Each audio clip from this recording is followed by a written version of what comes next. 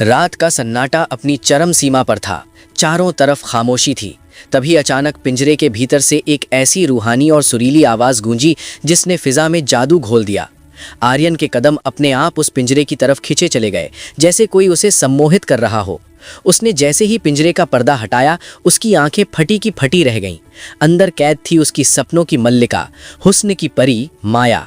आर्यन अपनी सुध-बुध खो बैठा और बिना आला पीछा सोचे उस अप्सरा को आज़ाद करने के लिए जैसे ही पिंजरे की कुंडी पर हाथ रखा, तभी अंधेरे से झपट कर एक तलवार वाली तांत्रिक सामने आई और उसने धड़ाम से पिंजरा बंद कर दिया। उसने आर्यन को झिड़कते हुए चेतावनी दी कि मूर्ख, जिसे तू परी समझ रहा है वो मौत का दूसरा नाम भी हो सकती है।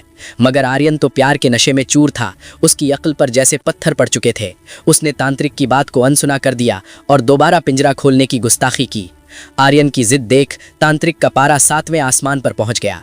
उसने आव देखा न ताव अपनी जादुई छड़ी से एक ऐसा धक्का मारा कि आर्यन खुद लुढ़क कर उसी पिंजरे में जा गिरा और तांत्रिक ने झट से ताला जड़ दिया। अब आर्यन उस सुंदरी के साथ कैद था।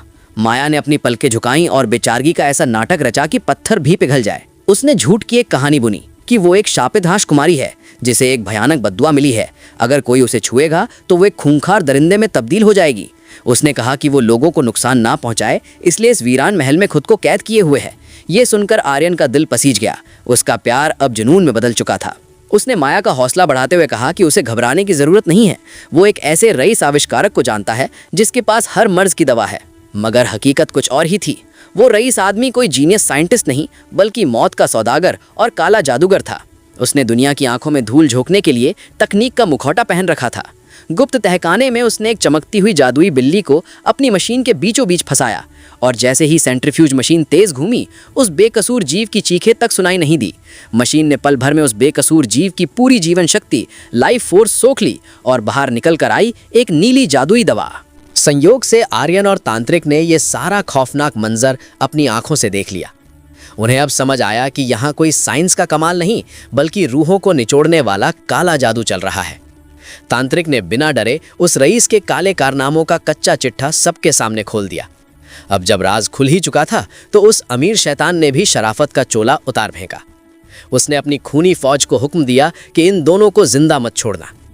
ऐन मौके पर आर्यन अपनी प्रेमिका माया को लेकर वहां पहुंचा। उसने जैसे ही अपनी गधा उठाई, तभी जमीन फट गई और उसमें से लोहे के बने मैकेनिकल कछुए रिंगते हुए बाहर आने लगे। ये कोई मामूली खिलौने नहीं थे, बल्कि खून के प्यासे और बारूद से लैस चलते फिरते हथियार थे। देखते ही देखते आर्यन, तांत्रिक और माया को लोहे की भारी जंजीरों ने ऐसे जकड़ लिया कि हिलना भी नामुमकिन हो गया। तभी वहां वो गद्दार नौकर आया जिसने चंद सिक्कों के लिए अपना ईमान बेच दिया था। अब उस अमीर जादूगर का इरादा साफ था। वो माया की बलि देकर महाशक्तिशाली नीली दवा बनाना चाहता था। अपनी आंखों के सामने अपनी मोहब्बत को मरता देख आर्यन के अंदर एक दैवीय शक्ति का संचार हुआ। उसने चीख मारते हुए अपनी पूरी ताकत झोंक दी और लोहे की उन मोटी जंजीरों को कागज की तरह फाड़ दिया। वो तेजी से माया की तरफ लपका और उसका हाथ थाम लिया। मगर जैसे ही जिस्म से जिस्म टकराया, माया का शाप सच हो गया। उसकी कोमल त्वचा फटने लगी, हड्डियां बढ़ने लगीं और वो एक गगनचुंबी खूंखार राक्षस में बदल गई। उस दानव के एक ही झटके ने सारी जंजीरों को तिनका तिनका कर दिया। राक्षस बनी माया ने एक पल आर्यन को देखा, उसे छोड़ दिया और महल की दीवारें तोड़ते हुए जंगल की तरफ छलांग लगा दी। मौका पाकर आर्यन और तांत्रिक भी वहां से बच निकले, मगर वो जादूगर हार मानने वालों में से नहीं था। उसने अपनी पूरी पलटन उनके पीछे लगा दी। मौत को सर पर देख तांत्रिक ने अपनी झोली से कुछ जादुई बीज निकाले और जमीन पर दे मारे। चमत्कार ऐसा हुआ कि वो बीज पल भर में विशालकाय जादुई तरबूजों में बदल गए और लुढ़कते हुए दुश्मनों की पूरी फौज को गाजर मूला की तरह कुचल दिया। देख जादूगर के गुस्से का ठिकाना ना रहा। उसने अपना सबसे घातक और अधूरा हथियार अल्टीमेट मेगा टर्टल को एक्टिवेट कर दिया। हजारों टन का वो लोही का पहाड़ जैसा कछुआ हवेली के नीचे से गड़गड़ाहट के साथ बाहर निकला। उसकी धमक से पहाड़ कांपने लगे। अपनी जान बचाने के लिए तांत्रिक अपने ऊंट पर सवार होकर पहाड़ों की तरफ भागने लगी, लेकिन वो कछुआ इतना तेज था कि पल भर में तांत्रिक के सामने आ पहुंचा।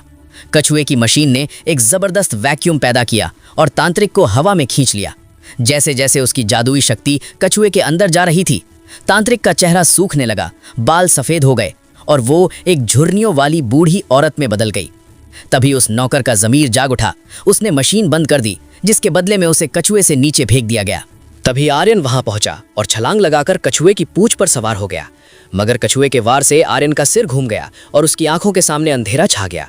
वो पूरी तरह अंधा हो चुका था। उधर अपनी सैकड़ों सालों की जवानी खोने के बाद बूढ़ी तांत्रिक आग बबूला हो गई। उसने अंधे आर्यन को रास्ता दिखाया और उसे उसकी गदा तक पहुंचाया। आर्यन ने अपनी बची कुची ताकत बटोरी और कछुए की विशाल जंजीर को खींचने लगा। उसके बाहुबल के सामने वो लोहे का पहाड़ डगमगाने लगा। तभी राक्षस रूपी माया वहां मदद के लिए वापस आई। उसने कछुए के ऊपर चढ़कर उसे असंतुलित कर दिया। आर्यन ने आखिरी जोर लगाया और वो हजारों टन का महाकछुआ चारों खाने चित होकर जमीन पर गिर पड़ा। कछुए के अंदर भरी हजारों गैलन नीली दवा सैलाब बनकर बह गई। जादूगर की हजारों सालों की मेहनत मलबे में मिल गई।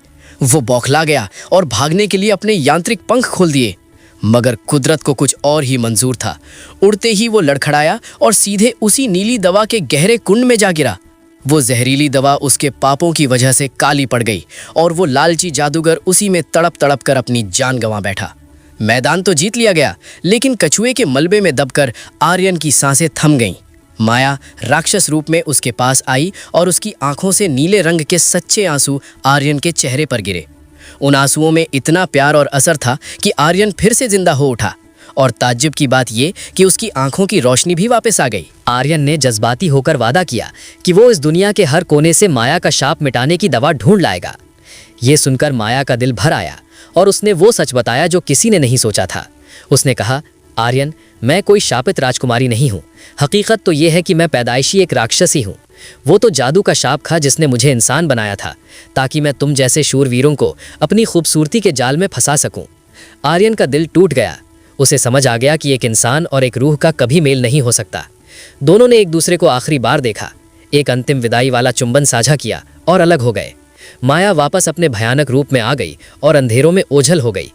अंत में बूढ़ी तांत्रिक को मलबे में जवानी की एक आखिरी बोतल मिल गई और आर्यन जब अपने गांव लौटा तो उसका स्वागत एक मामूली लड़के की तरह नहीं, बल्कि एक अमर वीर योद्धा की तरह हुआ। तो दोस्तों, कैसी लगी ये कहानी? कमेंट में अपनी राय जरूर देना। अगर वीडियो में मजा आया हो तो इसे लाइक करें और ऐसी ही रोंगटे खड़े कर देने वाली मूवीज के लिए दृश्य मार्ग को अभी सब्सक्राइब करें। मिलते हैं अगली धमाकेदार वीडियो में। तब तक के लिए जय हिंद।